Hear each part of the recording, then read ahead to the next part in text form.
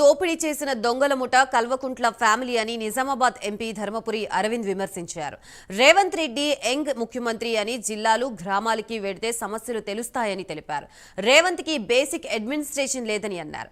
ఏడాది నుంచి కాంగ్రెస్ ప్రభుత్వం ప్రజల్ని మోసం చేస్తోందని అన్నారు. ఎన్నికలు వస్తే కాంగ్రెస్ భరతం పట్టడానికి మహిళలు సిద్ధంగా ఉన్నారని అరవింద్ హెచ్చరించారు.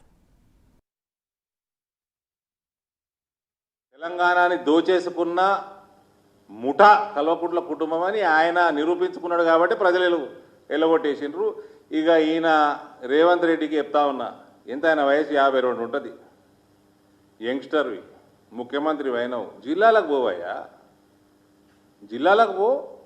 విద్య పరిస్థితి ఏంది, వైద్యం పరిస్థితి ఏంది, వ్యవసాయం పరిస్థితి ఏంది, వలసదారుల పరిస్థితి ఏంది, ఒక రివ్యూ చేసినవా, ఒక డిస్ట్రిక్ట్ రివ్యూ చేసినవా, ఒక డిపార్ట్మెంట్ రివ్యూ చేసినవా? ఇప్పటి వరకు లేదు. బేసిక్ అడ్మినిస్ట్రేషన్ మీద గ్రిప్ లేదు. ఇచ్చిన వాగ్దానాలు ఎట్లా తుంగలు దొక్కిరు కాంగ్రెస్ వాళ్ళు. వేర్ ఇస్ బేసిక్ అడ్మినిస్ట్రేషన్ లేదు. బ్యూరోక్రాట్స్ దగ్గరకు పోతే జేబులు ఖాళీ అంటున్నారు. ఈయన సిస్టమ్ని మళ్ళా దారిలో పెడతాం అనుకుంటే ఏదో హైడ్రా పుటకం పుట్టించాడు. ఏమైనా ఎలక్షన్లు వచ్చినాయా?